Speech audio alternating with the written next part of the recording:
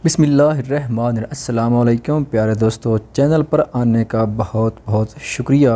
अगर आपको वीडियो पसंद आए तो चैनल को ज़रूर सब्सक्राइब करें ताकि आने वाली वीडियोस के अपडेट सबसे पहले आप तक पहुंच सकें। क्या हुआ मिंत्या, रो क्यों रही हो? फ़ान उसके पास बैठते कहा था। वो उसे मेडिसिन देने आई थी जब भी उसे खिड़की के पास खड़े हिचकियों से रोता देखा था। कुछ नहीं, ऐसे ही बस, उसने अपने आंसू साफ करते कहा था। मिंत्या क्या बात है, बताओ भाई, क्यों अपसेट हो? आप तो सब ठीक हो गया ना? उसने उसके आंसू साफ करते उसे लेकर सोफे पर बैठते कहा था। नहीं हुआ, सब ठीक है। एहाब बहुत नाराज़ है मुझसे।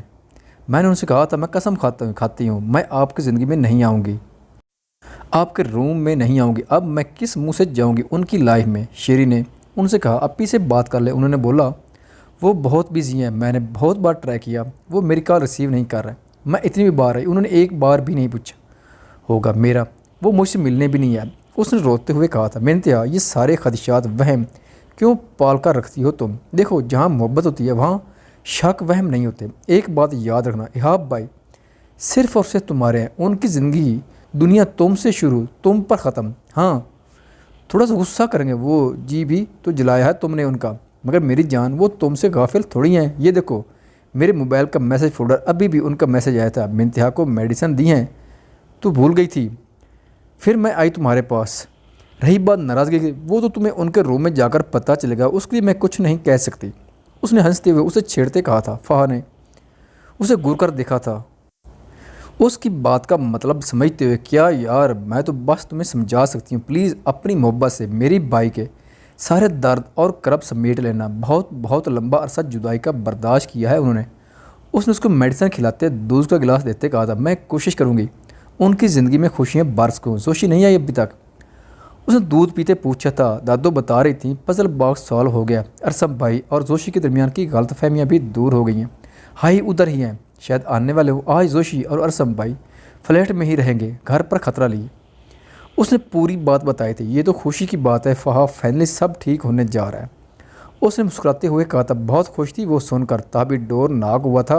हाई आप आ गए? फ़हा ने हाइसम को अंदर आते देख पूछे था। हाँ आ गया। दादो सो गई क्या? और मिंत्या कैसी तबीयत मेरे बच्चे की? अब उसने उसके सर पर प्यार देते कहा था मैं ठीक हूँ आईसी भाई, काफ़ी बेहतर हूँ। उसने मुस्कुराते हुए कहा था चलो ये तो अच्छी बात है। अच्छा ये बताओ कुछ चाहिए तो नहीं? भाई से खुश हो ना तुम? उसने बेड पर बैठते पूछा था। बहुत खुश, बस एक रिक्वेस्ट है सी भाई। उसने पूछा था। क्या रिक्वेस्ट? बोलो बेटा। उसने पूछा था क्या मुझे सुबह मामा बाबा के पास लेकर जा सकते हैं? मुझे मिलना है उनसे, उन्हें देखना है। उसने अर्सू को रोकते हुए कहा था ठीक है भाईजान, भाई की जान चलेंगे, अब रिलैक्स होकर सो जाओ, कुछ भी उल्टा सीधा नहीं सोचना। अल्लाह पाक तुम्हारे नसीब बहुत बहुत अच्छा करे, आमीन।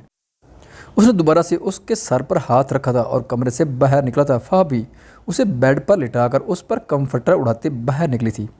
किचन से काफ़ी बनाकर वो रूम में आई थी और कॉफ़ी के कप टेबल पर रखे थे। हैसम शायद ड्रेसिंग रूम में था, टेबल पर रखे रेड रोज़ का बकेट देखते उसने उनको पकड़कर छुआ था दूसरे हाथ से और फिर उनको नाक के पास लाकर स्मेल किया था। ताज़ा ताज़ा मसूर कन खुशबू लिए फूल उसकी सांसें महका गए थे। You like it, this is for you. Haisam ने बाहर निकलकर पीछे से उसको हग में लेते कहा था थैंक यू, बट किस खुशी में? उसने दोबारा से फूल सूंघते कहा था ये एडवांस गिफ्ट है। उसने उसके बाल दूसरे कंधे पर डालते उसे मिरर के सामने ले जाते कहा था एडवांस गिफ्ट? मैं समझी नहीं। उसने मिरर में से उसका चेहरा दिखते पूछा था एडवांस गिफ्ट मुझे बेबी देने के लिए। वो उसके कान के पास कहका लगाकर हंसा था उसकी चिक्स ब्लश होते देखकर। हाई के बच्चे, वो चीखी थी उसके हिसार को खोलने की नाकाम कोशिश करते हुए। अभी कहाँ बेबी, अभी तो कुछ प्रोसेस ही नहीं किया प्रैक्टिकली। हाँ मगर आज पूरा पूरा इरादा है। उसने उसकी बैक नेक पर लब रखते कहा था आप पागल हो चुके हैं। उसकी रीढ़ की हड्डी में सनसनाहट हुई थी उसके लम्हा से। Yes when I saw you first time in my vault. उसने उसका रुख अपनी तरफ करते उसके माथे पर लब रखे थे, फिर उसकी दोनों आंखों पर और फिर उसकी नाक पर। उससे पहले कि वो होंठों पर झुकता वो नज़रें झुकाए बोली थी काफ़ी ठंडी हो जाएगी हाई। उसने टेबल पर पड़े अपने और उसके कॉफ़ी के कप की तरफ तवज्जो दिलाते कहा था सच सच बताओ क्या मिक्स किया है इसमें? उसने बमें उचकाते पूछा था कुछ नहीं, बिकॉज मैं जानती हूँ पूरा दिन इधर उधर भागते रहे, बहुत थक गए होंगे। उसने उसके माथे से बालों को पीछे करते कहा था तो ये थकावट काफ़ी से दूर होने से रही। फ़ा उसने गंभीर लहजे में उसकी कमर में हाथ डालते उसे करीब करते कहा था और उसकी गर्दन में मुंह दिए जा बजा शिद्दत भरे लमस छोड़ने लगा था। हाई कमर पर रेंगते उसके हाथ ने शर्ट की जेब पर कारगुजारी दिखाई तो कमज़ोर सी आवाज़ से उसने उसका नाम पुकारा था। नोफा, आज नहीं, आज तुम्हारी किसी भी कमज़ोर दलील की वजह से दूर नहीं जा सकता। वो कांधों से शर्ट सरकाते वहाँ अपने लाभ रखते मदहोश हुआ था और वो उसकी शीतों से लरजती उसके गिर्द बाजू फैलाते उसकी शर्ट को मुट्ठी में जिगड़ती बेबस हुई थी। तभी वो उसे बाजू में उठाए बेड पर लाया था। साइड टेबल से एक खूबसूरत छोटी सी डब्बी निकाल कर उसमें से डायमंड रिंग निकाली थी। उसकी रिंग फिगर पर लब रख कर उसको अंगूठी पहनाई थी। मेरी ज़िंदगी में अन्य ने मेरी ज़िंदगी को मुकम्मल करने का शुक्रिया फा उसके नाक के साथ नाक रेब करते कहा था और उसने और हाथ बढ़ाकर लाइट ऑफ की थी। दोनों की सांसों की मदर खामोशी कमरे में गूंज रही थी। तभी उसके हाथों की उंगलियों में अपनी उंगलियां फंसाते वो पूरी शिद्दत से उसके होंठों पर झुका था। उसकी सांसों की अपनी सांसों में उलझाते उस पर अपने शीतों की बारिश करते उसे अपने साथ भगोने लगा था और वो उसकी हर शिद्दत हर लम्स को तिनका तिनका महसूस करती अपने वजूद में समेट रही थी। दो क्लब दो रूह में मिलन के बाद एक हुई थी और दिलों ने एक दूसरे के दायमी साथ पर एक साथ धड़कने की कस्में खाई थी। ये नेक पर मार्बो किचन में चाय के कप धो कर रख रही थी। बालों का हल्का सा जोड़ा बनाया जब रसम उसके पीछे आकर खड़ा हुआ था और पूछा था बीरबल का दिया हुआ है। वो हर बार ऐसे ही आता था रात के किसी भी पैर और फिर बी लिख कर जाता था। मेरी नेक को दबोचता था। उसके हाथों की उंगलियों के निशान पहले सुर्ख होते थे मेरी नेक पर और फिर नीले हो जाते थे। जैसे ही पिछले जख्म भरते थे वो फिर आ जाता था और वो कहते कहते रुकी थी। उसकी आवाज़ भर्रा गई थी। आखिरी कप धोकर रखते हुए उसने हाथ साफ किए थे और उसकी तरफ मुड़कर देखा था। वो उसका हाथ था। मैं उसे रूम में लाया था। काश मुझे कभी महसूस हो पाता कि मेरी ज़िंदगी इतनी तकलीफ़ में है। उसकी नेक पर बने मार्ग पर लब रखते उसने होंठों से सहलाया था। मैं तो हमेशा तकलीफ़ में रही हूँ ऐसे बचपन से लेकर जवानी तक। कभी कभी लगता था कि यह सब कुछ नहीं ख़त्म होगा। कभी सोचा भी नहीं था अल्लाह पाक आपको मेरा नसीब बनाकर मुझे खुशकिस्मत बना देंगे। उसने अपने हाथों के प्यालों में उसके चेहरे को भरते इड़ियों के बाल खड़े होते उसके माथे पर लब रखने चाहिए थे मगर वो उसकी परेशानी पर नहीं पहुंच पा रही थी। उसने उसकी कमर से पकड़कर उसे ऊंचा किया था ताकि वो जो करना चाहे कर ले। उसने उसकी पेशानी को अपने नरम नाजुक लबों से छुआ था और फिर उसकी आंखों को बारी बारी उसने उसको वापस जहन पर खड़ा किया था। उसके लम्स खुद में तहलील होते महसूस करते उसके शाने पर सर टिका गई थी। आपको पता है सैम, जब पहली बार बोनिया को हॉस्पिटल ले जाते हुए मैंने आपका हाथ थामा था तब भी मुझे लगा था जैसे ये लम्स मेरे दिल से टकराया। अब की बार उसने उसके दिल के मकाम पर लब रखे थे। मैं शायद दुनिया का खुशकिस्मत तरीन इंसान हूँ जिसे एक ऐसी कांच की गुड़िया मिली जिसका दिल मेरे लिए धड़कता है। उसने उसके बालों का जोड़ा खोला था। वो बगैर दुपट्टे और शाल के खुले बालों और घेरदार फिराक में खड़ी उस पर क़यामत बर्पा कर रही थी। तुम्हें जब जब देखता हूँ जैश दिल करता है तुम्हें पूरी दुनिया से छुपा कर किसी ऐसी जगह महफूज कर लो जहाँ तुम्हें मेरे सिवा कोई देख ना सके। और जब कोई पूछे कि अरसम सुल्तान चौधरी तुम्हारी ज़िंदगी का हासिल किया है तो मैं तुम्हारा नाम लूँ। उसकी पलकों को हाथों से छूते बेकरार होते कहा था उसने। जैश उसकी सांसों को इनहील करते वो पुकारा था।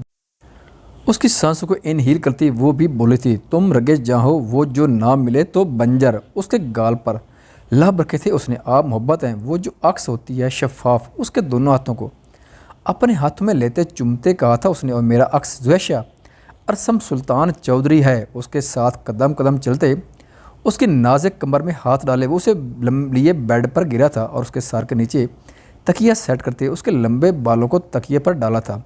मैं इन तमाम तकलीफ़ों का अजाला तो नहीं कर सकता जो तुमने रातों को डर डर कर जाग जाकर गुजारी हैं। मैं जानता हूँ वो वक्त वो सब भूल नहीं पाओगे तुम। मगर जैश मेरे साथ हाथ थाम कर चलो तो पीछे कभी मुड़कर ना देखना। मैं चाहता हूँ कि तुम अपनी पिछली ज़िंदगी को याद कर कभी मेरी इन खूबसूरत आंखों को नम ना करो। उसकी आंखों के हल्के को बेकरारी से लम्स देते कहा था उसने और फिर उसके नाजुक वजूद को बाहों में भरकर उसे खुद पर डाला था। सेम उसका हाथ बालों में जाता देख कर उसकी गंभीर आवाज़ कमरे का अफसोस उसकी सांसें कमज़ोर पड़ी थी। आगे का सोचकर हाथ बालों में फंसाया वो उसके होंठों पर झुका था। दूसरा हाथ कमर पर रखे वो उसे खुद में तहलील कर रहा था और वो इतनी सी शिद्दत से आत्मुई होती कांपती लग रही थी। कितनी देर उसकी सांसों को अपनी सांसों में उलझाए रखने के बाद उसने उसे दोबारा बेड पर डाला था। उसके कांपते वजूद को बाहों में भरते उसकी उड़ती सांसों को अपनी सांसें इनहील करवाने लगा था। से मुझे नींद शश ये वक्त ये लम्हे मेरे और तुम्हारे हैं जश, किसी भी तीसरी चीज़ की मदाखलत बर्दाश्त नहीं कर सकता मैं। Just feel me in your every breath. वो मील लहजे में कहते उसकी शर्ट को उसने नीचे सरकाया था और कमरे में जलती वहद लैंप लाइट की रोशनी को भी ऑफ की थी। गर्दन की सरहद पार करते उसके होंठों के लमस पर उसने उसकी कमर के गिर्द बाहों का घेरा मजबूत किया था। मैं नहीं बर्दाश्त कर पाऊंगी सिम, उसने अब तार होती सांसों से कहा था। मैं हूं ना पास साथ। उसने उसके हाथों की उंगलियों में उंगलियां उलझाते उसकी ब्यूटी बोन पर लब रखे थे और वो उसके मजबूत लमस पर अपना आप उसके सुपुर्द कर गई थी। उसकी मुश्किल ख़त्म हुई थी। एक मशहूर कुन हंसती मुस्कुराती ज़िंदगी ने उसको खुश आमदीद कहा था। वो अब मिसेज़ अरसम सुल्तान चौधरी थी जो अपनी ज़िंदगी की तरफ मैली आंख से देखने वालों को तबाह करने का हुनर जानता था। उनकी मोहब्बतें अपने अपने हिस्से के दुख काट का अरूज को पहुंची थी और मिलन पर झूम रही थीं। ये मुझे क्या हो गया है? कल से वो अजीब सा शख्स मेरे वहम गुमान पर क्यों छाया हुआ है? वो किसी और की मोहब्बत है। दुआ, तुम कैसे उसे अपने असाब पर तारीख कर सकती हो? ये नामुमकिन है। दुआ, उसके लफ्ज़ तुम क्यों नहीं बोल रहे? क्यों हर आर्ट पर दौड़ी चल जाती हो कि वो होगा? अपने बालों को मुट्ठियों में जकड़े वो रोज दिनों को थी। कल से डोना से हुई आखिरी बात, उसके लफ्ज़, उसकी नज़दीकी, अपने चेहरे पर पड़ती उसकी सांसें, वो सब उसके दिमाग से निकल ही नहीं पा रहा था और अब वो खुद को बेबस महसूस कर रही थी। ये जानते हुए वो वफ़ा से मोहब्बत करता था और करता रहेगा। फिर भी तुमने कहा था कि कभी यकतरफा मोहब्बत करके देखना, फिर पता चलेगा। तुमने बददुआ दी थी ना मुझे। उसकी आंखों में नमी आई थी। कल से उसे ऐसे लग रहा था जैसे वो उसके वजूद का आधा हिस्सा अपने साथ ले गया, जैसे वो उस गिलास की मानद हो गई है, जैसे पानी निकाल कर वो पी गया है, उसे खाली भटकने के लिए छोड़ गया है। ऐसा कभी ना पहले हुआ, ना उसने कभी महसूस किया। तुमने अच्छा नहीं किया डोना। तुम क्या समझती हो मैं इस कमज़ोर से एहसास को खुद पर हावी कर लूँगी? बहुत ब्रेव हूँ मैं, नहीं आऊँगी मैं इन एहसासात में। वो खुद से जंग लड़ रही थी जब उसे यूँ महसूस हुआ था जैसे डोना की आवाज़ आ रही हो बाहर से। नहीं, ये मेरा वहम है, तुम नहीं हो। खुद से खुद कलामी की थी उसे। नहीं, मैं बाहर जाकर नहीं देखूंगी। उसने दिल में इरादा किया था, मगर अगले ही लम्हे बेचैन होती उठी थी और कमरे का दरवाज़ा खोला था। ठीक है, मैं इहाब भाई के रूम में रख देता हूँ। वो वही तो था, उसके कमरे के सामने से गुजरते किसी से कॉल पर बात करते कह रहा था और फिर इहाब का कमरा खोल कर उसके कमरे में गया था। वो नम आंखों से उसके लिए गए कदमों पर कदम रखती, उसके पीछे पीछे चलती उसी कमरे तक आई थी। उसने मतलूबा चीज़ इहाब के कमरे में मौजूद टेबल पर रखी थी और जैसे ही पीछे मुड़ा तो दुआ को अपने पीछे खड़ा पाया था। दुआ, तुम क्या हुआ? रो क्यों रही हो? सब ठीक है ना? उसको यूं नम आंखों से सामने खड़ा खुद को देखते वो शाक्ड हुआ था। कैसे किया तुमने ये सब, बताओ मुझे। उसके सामने खड़ी उसे यकटुक देखते वो पूछ रही थी। क्या क्या किया मैंने? Are you okay? उसने उसके करीब खड़े होते कहा था। तुमने किया डोना, सब तुम्हारी वजह से हुआ। पूरी रात मैं सुकून से सो नहीं पाई। तुमने कहा यकतरफा मोहब्बत का मज़ा चुको। कौन सा सूर फूंक कर मेरी सांसें बेकरार की हैं तुमने? तुम जानते हो पूरी रात मेरे कानों में तुम्हारे लफ्ज़ गूंजते रहे। सारी रात तुम्हारी सूरत देखने के लिए पल पल मेरी आंखें तड़पती रही हैं। तुमने मुझे बेकरार कर दिया और मैं ना चाहते भी होगी। अब मुझे खुद से नफरत हो रही है कि मैं एक ऐसे शख्स के लिए बेकरार हूँ जो पहले से किसी और को मोहब्बत करता है। बताओ मुझे कहाँ जाऊँ मैं? तुमने मुझे मेरे ही इस साथ में खाली कर दिया है। वो रो रही थी, चीख रही थी, उसका गिरबान पकड़ कर। तुम होश में तो हो? दुआ, कैसी बातें कर रही हो? It's just attraction. अपने दिमाग को और अपनी सोच को दुरुस्त करो। उसकी बातें सुनकर उसके माथे पर अनगिनत बल आए थे। अपना गिरबान छुआते वो बरसा था उस पर। काश ये अट्रैक्शन होती तो दुआ सिद्दीकी खाली हाथ लिए तुम्हारे सामने ना खड़ी होती, या फिर तुम्हारी शक्ल देखने के लिए यूँ तुम्हारे पीछे भागी भागी ना आती। मगर तुम्हें तो कोई फ़र्क नहीं पड़ता, ना शायद कभी पड़ेगा। तुमने तो अपने हिस्से की मोहब्बत कर ली, अब तो मुझे अपने हिस्से का दुख झेलना है। काश मैं तुमसे कभी मिली ना होती। उसने उसकी आंखों में देखते कहा था। दुआ, आई थिंक तुमने कल की मेरी बातों को बहुत सीरियस ले लिया। वो जस्ट मजाक था, मैंने बस तुम्हें तंग करने के लिए कहा था। वो सब चलो शाबाश, वो सब भूल जाओ। अभी तुम्हारी बहुत सारी लाइफ पड़ी है। उसे अपने दिल पर हाथ रखकर कहो कि वो सब मजाक था। तो तुम्हारी कसम मैं बोलने की कोशिश करूँगी। तुम्हारी एक बात में सच्चाई थी डोना, वाकई यक तरफा मोहब्बत हिजर की सूली पर चढ़ा देती है। You know what it's a triangle फहा। सेंटर में डोना और फिर दुआ सिद्दीकी। वह कहते तलखी से मुस्कुराई थी। आहिस्ता बोलो दुआ, कोई सुन लेगा। जो बात मैं खुद से भी छुपा कर रखना चाहते हो, क्यों तुम उसका तमाशा बना रही हो। वो भड़का था, उसकी बात पर तमाशा, वो तो शायद अब मेरा बन जाएगा। एक हंसती खेलती लड़की को अपने तलस्म में जकड़ कर क्या मिला तुम्हें। वो तलखी से मुस्कुराई थी। दुआ, तुम हद से नहीं, हद तो शायद अब कोई रही ही नहीं। ये जानते हुए भी कि तुम मुझे कभी कबूल नहीं करोगे, ये जानते हुए भी कि जिस मोहब्बत के लिए रात से मैं तड़प रही हूँ उसका हकदार तुम्हारा दिल किसी और को ठहराता है, फिर भी मेरी मोहब्बत ने हर हद तोड़ दी। काश मुझे भी मोहब्बत के बदले मोहब्बत मिलती, या फिर काश मैं दुआ सिद्दीकी नहीं फ़ाहा सुल्तान चौधरी होती। अपने आंसू साफ करती वो पलटी थी और बाहर खड़ा इहाब, जो कब से उनकी बातें सुन रहा था, साइड पर होकर छुपा था। वो उसके कमरे से निकलती रोते हुए अपने कमरे में कैद होती। या अल्लाह, इस कम अकल लड़की को अकल दे। डूना ने गहरा सांस लेते कहा। तभी इहाब अंदर दाखिल हुआ था। इहाब भाई आप? वो मैं ये ले आया था। इहाब को देखते उसने कहा था, कम अकल वो नहीं बल्कि नाशुक्री तुम कर रहे हो। उसने उसके कांधे पर हाथ रखते उसे अपने पास बैठने का कहा था और वो उसके साथ बैठा था। मैं समझा नहीं इहाब भाई, उसने गड़बड़ाते हुए पूछा था। डूना, वो छोटी है तुमसे, मगर उसका जज्बा छोटा नहीं है और ना ही झूठे उसके साथ सच्चे हैं। अगर झूठे होते तो यूं तड़प कर तुम्हारे सामने आकर अपनी बेकरारी और मोहब्बत का हिसाब ना मांग रही होती। रात दोबारा वो अपना इनहेलर लिए लान में गई थी। मैंने विंडो में से देखा था, फिर मैं कमरे से बाहर निकला तो सरा आपी को सामने से आते देखे। जब मैंने उनसे पूछा तो उन्होंने कहा कि इसे अस्थमा है बचपन से, मगर ज़्यादा तब होता है जब वो जन्नत से दूर होती है या कोई टेंशन लेती है। मैं उनकी बात सुनकर रूम में आ गया था। मुझे लगा शायद वो जन्नत को मिस कर रही, मगर मुझे अब समझ आया उसकी सांसें रुकने की वजह तुम थे। डूना, एक बड़ा भाई होने के नाते मैं तुम्हें यही कहूँगा कि शराब के पीछे भागने से बेहतर है उसकी तरफ लौटो जिसके लिए तुम अहम हो। फ़ाह की शादी हो चुकी है, वो हैसम से मोहब्बत करती है और वो उससे बेपनाह मोहब्बत करता है। वो दोनों अपनी अपनी लाइफ में सेट हैं, खुश हैं। इस सब में तुम अपनी खुशियों को दांव पर लगाकर तन्हा ज़िंदगी गुजार कर सबसे बड़ा नुकसान खुद के साथ करोगे, और उससे भी बड़ा नुकसान उस बच्ची के साथ जिसकी मोहब्बत के आगाज़ ने उसे इस कदर बेचैन रखा है पूरी रात। तो सोचो आगे की ज़िंदगी उसे क्या देगी। मेरे ख्याल में तुम उसके लिए और वो तुम्हारे लिए बेहतरीन है। फिर यतीम है, सारी ज़िंदगी फैमिली के लिए तरसीली, तो क्या तुम उसकी मोहब्बत को अपना नाम देकर उसे खुशियाँ नहीं दे सकते। बड़े प्यार से मान से समझाते हुए उसने कहा था, काश ये मेरे बस में होता है। हाँ भाई, मोहब्बत में शिरक जायज़ नहीं है और ना ही किबले बदले जाते हैं, ये बात आप अच्छी तरह से जानते हैं, पर फिर भी मुझे समझा रहे हैं।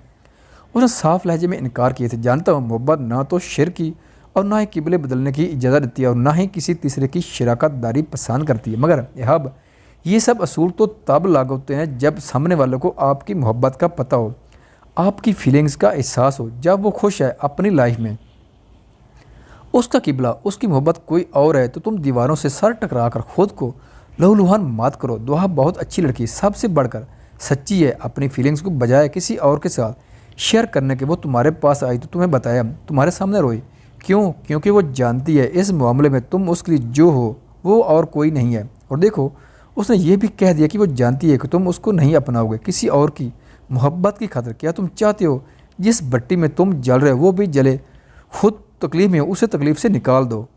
सोचना ज़रूर, उसने अपनी बात मुकम्मल करते कहा था। काश सोच सकता दुआ कि उसे कोई बेहतरीन मिले। और रही बात मेरी बात, तो मेरी परसों की फ़्लाइट है नॉर्वे की। मैं एक कंपनी में अप्लाई किया था, जॉब मिल गई वहाँ। मैं बस अब दूर जाना चाहता हूँ यहाँ से, सॉरी। कहते वो रुका नहीं था, चले गया था। खुश रहें, सलामत रहें। ख़वातीन हज़रात, वीडियो देखने का शुक्रिया। अगर वीडियो पसंद आए तो चैनल को सब्सक्राइब करें और साथ ही बेल के आइकन को लाजमी प्रेस करें ताकि आपको आने वाली वीडियोज़ के अपडेट सबसे पहले मिल सकें। खुदा हाफिज़।